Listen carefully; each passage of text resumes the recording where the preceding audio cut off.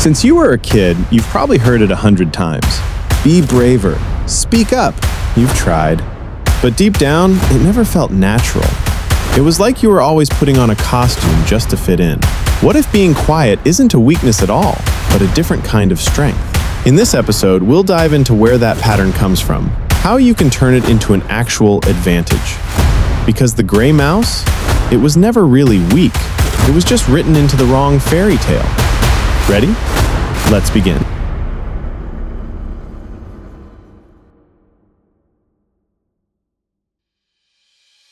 The term gray mouse usually gets thrown around as an insult. It paints a picture of someone who's invisible, someone who blends into the background, who never speaks up, who avoids conflict at all costs. But psychology sees it differently. What many people call a gray mouse is often just an introvert, someone who lives inward, who pays attention to their inner world, and for whom the spotlight simply doesn't feel natural. And here's the key. Being introverted doesn't automatically mean being shy or anxious. An introvert can be confident, even strong, just in a different way. The difference is in the fuel. Extroverts recharge from the outside world. Introverts recharge from within. That's why they often seem quieter, more reserved. So if this sounds like you, it doesn't mean you're weak. It just means you're wired differently. And that's not a flaw. It's simply another way of being in the world, one that can be just as powerful when you learn how to use it.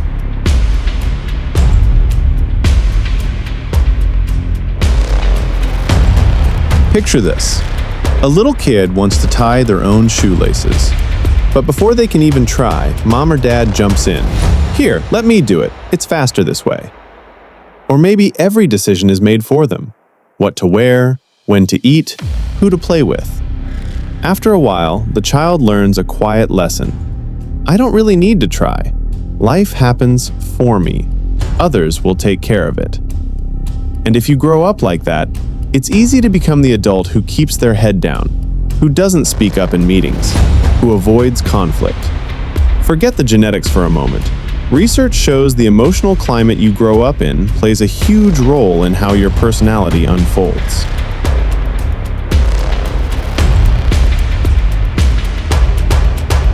When kids are given room to practice, to make mistakes, to try again, to handle little things on their own, what grows out of that is confidence. Psychologists call this autonomy supportive parenting. Decades of studies confirm it. Kids raised this way grow up more self-assured, more willing to stand their ground. Now let's look at the opposite, overprotection, when everything is done for you. In the short term, it feels good, safe, easy. But over time, you learn something else. Things get handled better without me. And that's exactly how the gray mouse feeling develops. Why should I speak up if everyone else will take care of it anyway? There's another extreme too, being forced into too much independence too early. Some kids are left on their own or end up managing family responsibilities before they're ready. Psychologists call this parentification. From the outside, it looks responsible. On the inside, it's lonely, even anxious. As adults, these people often become hyper-independent.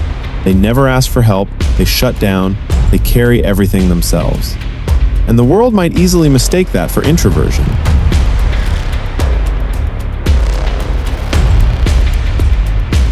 You've probably heard it before. The oldest is always the serious one. The youngest is always spoiled. Fun theory, but research says it's mostly myth. Birth order or family size alone doesn't decide whether someone grows up introverted or extroverted. What really matters is the family dynamic. How much attention you got, whether you were allowed to try and fail, whether your mistakes were met with support or with someone stepping in to do it for you.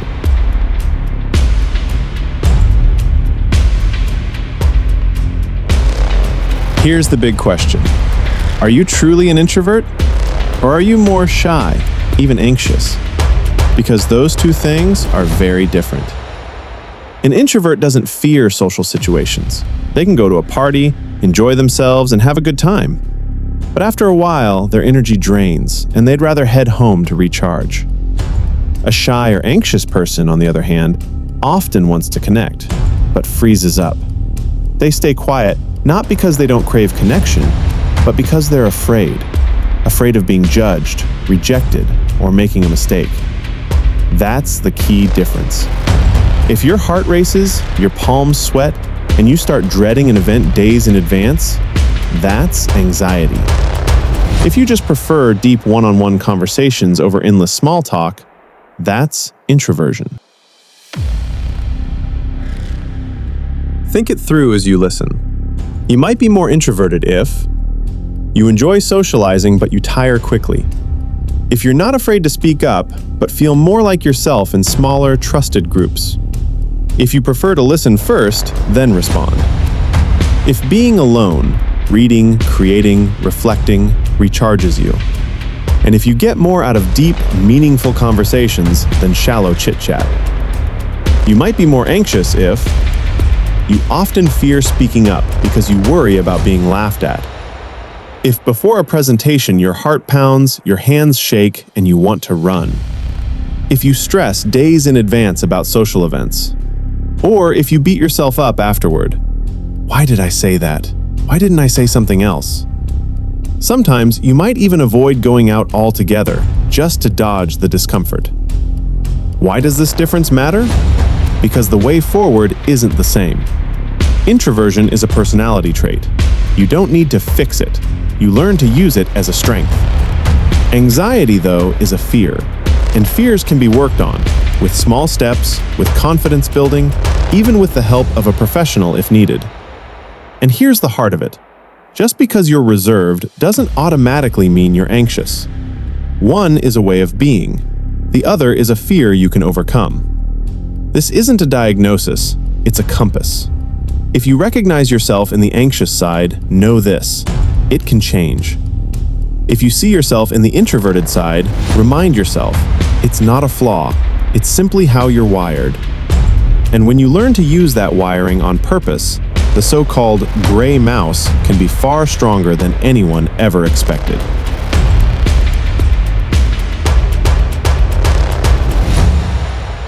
Picture this. Two friends walk into the same party. One of them is buzzing, talking to everyone, dancing, still full of energy at 2 a.m. The other one is also having a good time, but after an hour, they're done. They head home, and the next day they'd rather recharge with a book or a Netflix series. Same situation, two completely different experiences. Why? The difference starts in the brain. And it's not that one is better than the other. It's more like switching your phone from light mode to dark mode. Same device, just a different setting.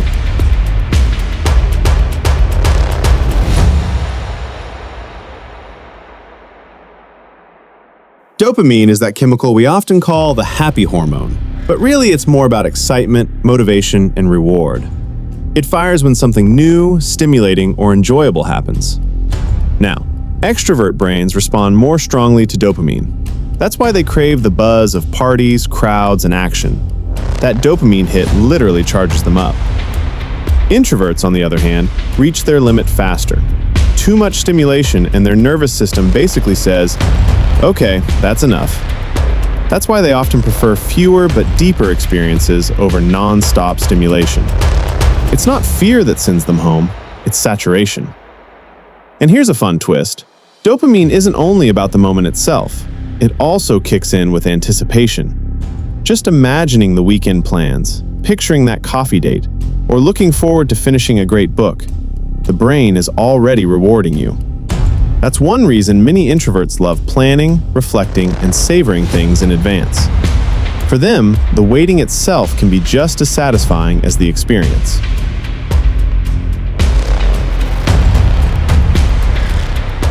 But dopamine has a shadow side too.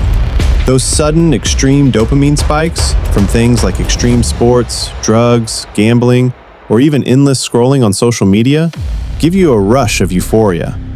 For a moment, the brain is flooded with dopamine. The problem? The crash comes just as fast. After the high, there's often a drop into fatigue, emptiness, even a kind of letdown. And that's when the brain starts craving the next hit. That cycle is exactly how addictions form. Now, extrovert brains can usually handle these ups and downs a little better. They're naturally wired to chase dopamine more often. But for introverts, it's a different story. Because at baseline, they're already satisfied with smaller, subtler pleasures: a book, a walk, a deep conversation. So when an introvert does get a massive dopamine surge, their system overloads more quickly, and the crash feels harsher. That's why an introvert who turns to extreme sports or other high-intensity thrills can get caught in the trap of mood swings more easily. The body keeps chasing bigger and bigger hits, while everyday joys start to feel flat. And this is why it's so important for introverts to realize their strength isn't in chasing extreme highs. It's in finding power in steady, lasting sources of joy. Introvert brains don't just run on dopamine. They also lean heavily on another chemical, acetylcholine. This one fuels calm focus, learning, and deep work. That's why an introvert can lose themselves for hours in a book, a painting, or research. It's the state we call flow. Time disappears, the outside world fades, and the focus feels effortless. This is why people say introverts are built for deep work. They thrive in environments where their concentration isn't constantly interrupted. Quiet isn't a limitation for them, it's their superpower.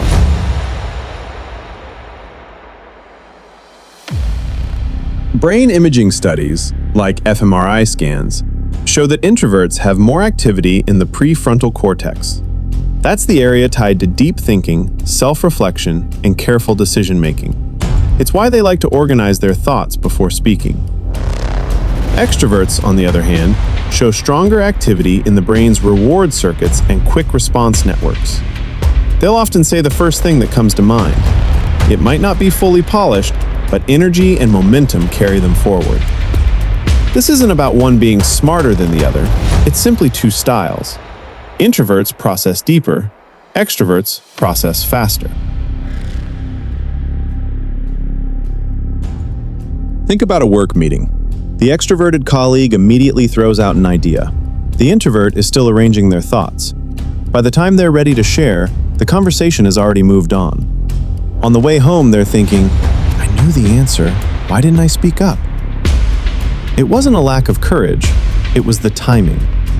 Or picture a presentation. The introverted speaker is deliberate, well-prepared, structured. The extroverted speaker is spontaneous, funny, high energy. Two different styles, and both can be powerful as long as they're authentic. Psychologist Jerome Kagan spent decades studying infants. He discovered that some babies, even in their very first months, react intensely to new stimuli.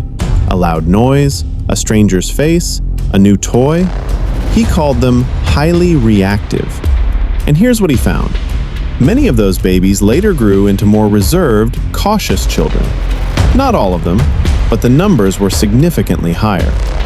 It showed that sensitivity to stimulation is, at least in part, something we're born with. But whether that sensitivity grows into anxious shyness or into confident introversion, that depends heavily on the environment, on how the people around you respond, support, and guide you. So let's be clear. There's no brain scanner out there that will flash, "Congratulations, you're an introvert." Introversion isn't an illness or a label you're stuck with. It's a setting, a different way your nervous system is tuned, one that shapes how much stimulation you seek or avoid. And when you understand that your quiet nature comes from wiring, not weakness, self-acceptance gets a whole lot easier. Because while the world often celebrates the loud voices, it's the quiet ones who bring depth, creativity, and reflection. As Susan Cain writes in her book, Quiet, introverts may be silent, but they often shape the world in profound ways.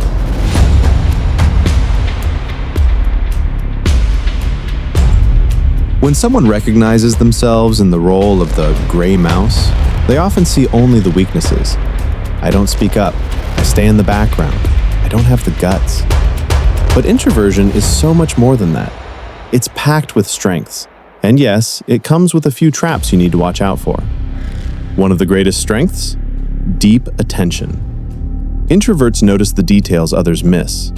They catch the subtle shifts in tone during a conversation. They often sense what someone else is going through more clearly than the person who never stops talking. And in a world where everyone's telling their own story, genuine listening is a rare gift. Then there's creativity and the richness of the inner world. Silence isn't empty. A lot happens there. Thoughts connect. Ideas spark. It's no accident that so many writers, artists, and scientists were introverts. Think of Einstein. He wasn't remembered for being the loudest voice in the room, but for the depth of his thinking. Another strength? Persistence and focus. When something matters to an introvert, they can lock in for hours.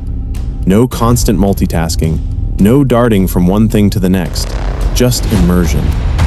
That's the flow state we talked about earlier, and for introverts, it often comes naturally. And of course, there's empathy. Quiet people are often more sensitive to the moods around them. They make loyal friends, supportive partners, the kind of people you can trust with your secrets, because they're actually listening, not just waiting for their turn to talk. But let's be honest, it's not all strengths.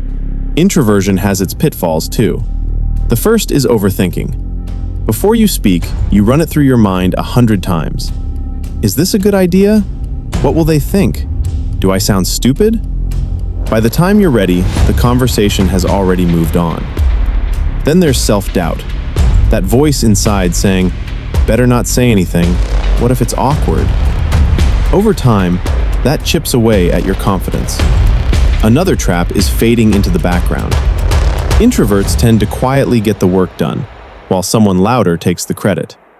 In the workplace, it's often not the best, but the boldest who get noticed. And in relationships, silence can look like passivity, like you're just going along with whatever the other person wants. And finally, there's conflict avoidance. Wanting peace is natural, but if you never push back, people can take advantage. And the pressure you're holding inside, it always finds a way out, usually at the wrong time, in the wrong place. So here's the truth. Behind every strength is a potential trap. Deep attention can slide into self-erasure. Creativity can wither if you never share it. Persistence can turn into stubbornness. Empathy can exhaust you if you carry too much of other people's pain. But that doesn't mean you should shut down your nature. Quite the opposite. The key is knowing when your strength starts tipping into a trap and stepping in with awareness before it pulls you under.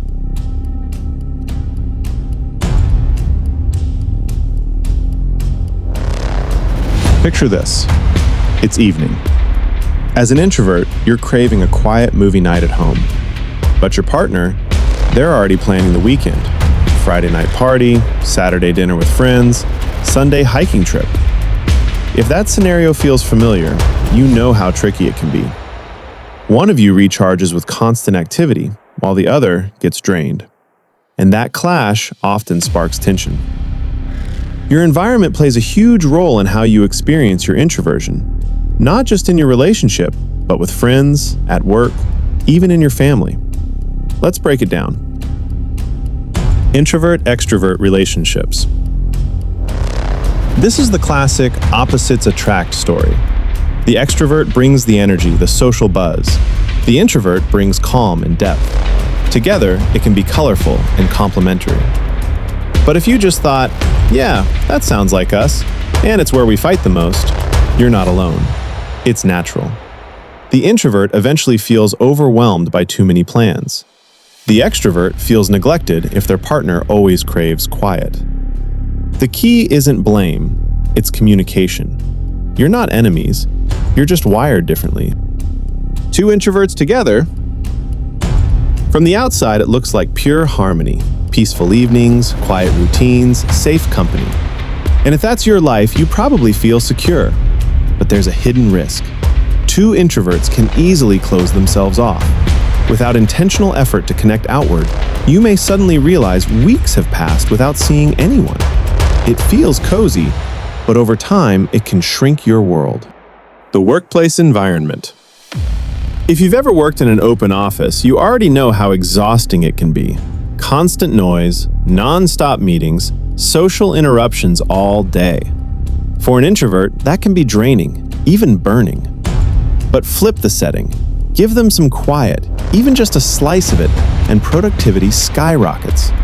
With space to prepare, reflect, and focus, introverts often bring ideas others wouldn't even think of. Good leaders recognize this. When introverts are given time to process, they deliver insights with depth and originality. Family dynamics. Maybe you grew up with extroverted siblings, and you were the quiet kid. Or maybe your parents were extroverts and never understood why you'd rather stay in your room. If everyone around you was introverted, you might not have learned how to open up socially at all. But here's the truth. It's not about birth order or family size. What matters most is whether you were supported in being yourself. If yes, your quietness became a strength. If not, it might have felt like a flaw, a label you couldn't shake. So here's the takeaway. Environment either amplifies or muffles introversion. An extroverted partner can overwhelm you, but also bring new colors to your life. An introverted partner feels safe, but you both risk isolation. The workplace can burn you out, or unlock your best ideas if it allows for focus. And family? They draw the first lines on the map you'll later continue to sketch yourself. If while listening you recognized pieces of your own life in these examples, remember this: you're not alone. Introversion isn't a lonely fate. It's simply another path. And once you understand how your environment shapes you, you've already taken the first step to turning it to your advantage. You've probably heard it before. Introvert, they'll never make a good boss. Or, you're too quiet, not leadership material. If that label has ever been pinned on you, let me say this clearly.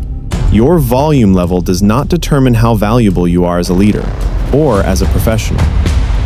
Self-realization isn't about being louder than everyone else. It's about finding where your true strength actually works best. So, can introverts lead? Absolutely. If you tend to listen before you speak, you already hold one of the most underrated leadership traits: patience. Introverted leaders aren't always loud motivators. They're often quiet role models. Maybe you won't give a pep talk every morning, but when you do speak, it carries weight. Think of Satya Nadella, the CEO of Microsoft, or Barack Obama.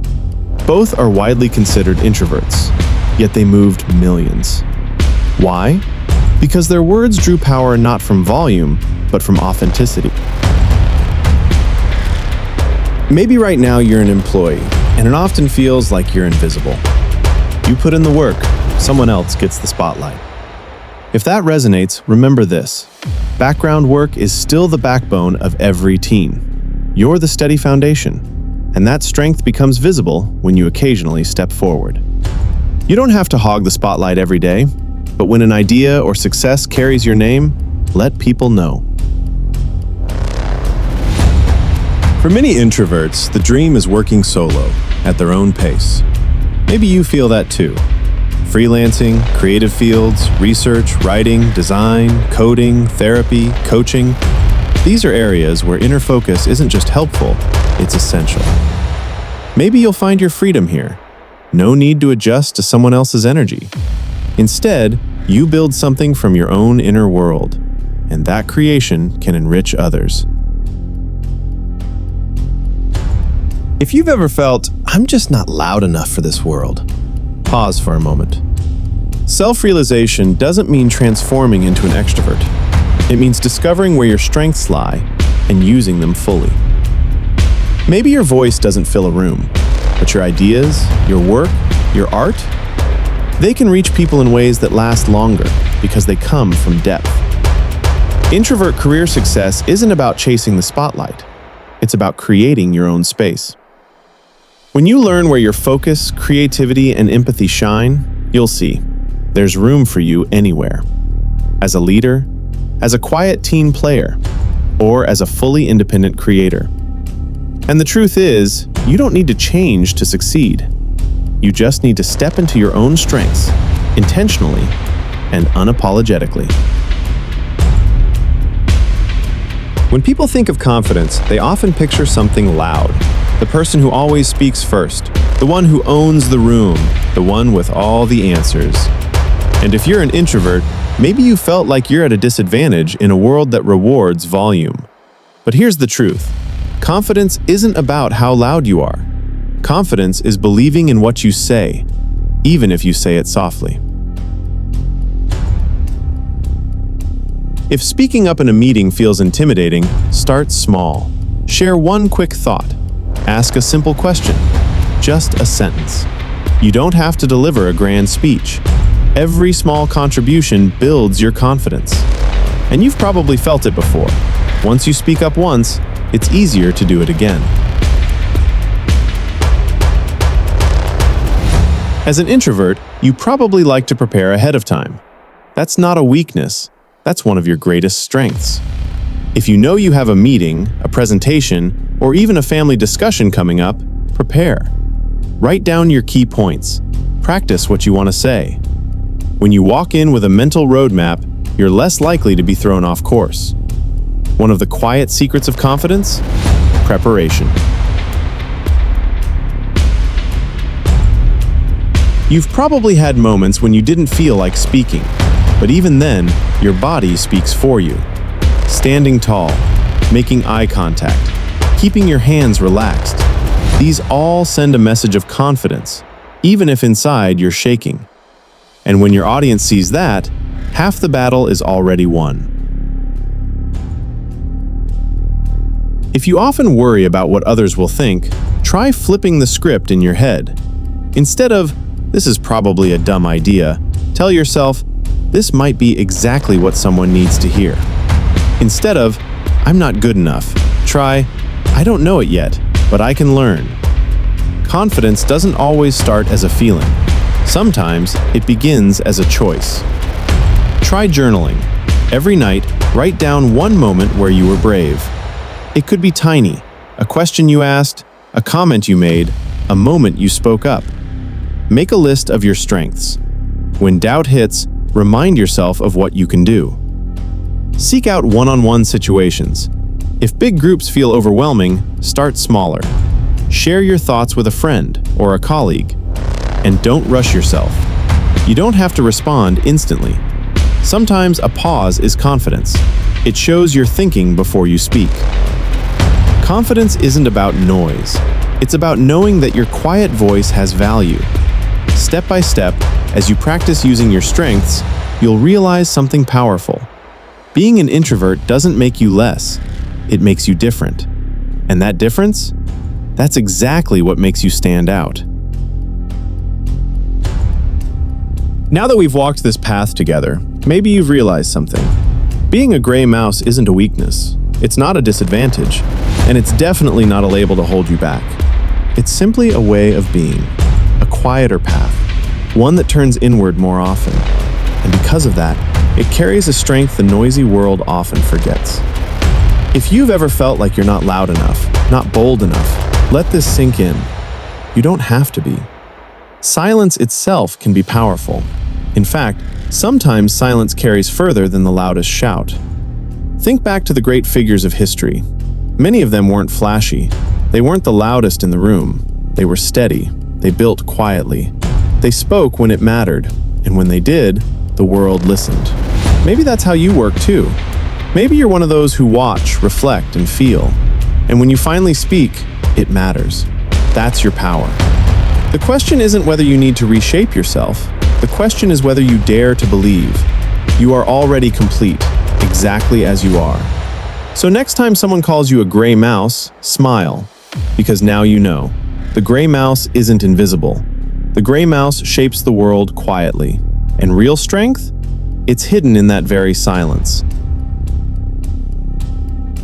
If you saw yourself in this story, don't stop here. Ask yourself, where can I use my quiet strength today? Maybe it's one small comment in a meeting. Maybe it's one honest sentence to your partner. Maybe it's one step forward in your career. Pick just one thing and try it today. And if you want more of this kind of content, if you're curious about how we work, about the hidden layers of psychology, body language, and human behavior, then hit subscribe, comment, share. Because this is only the beginning.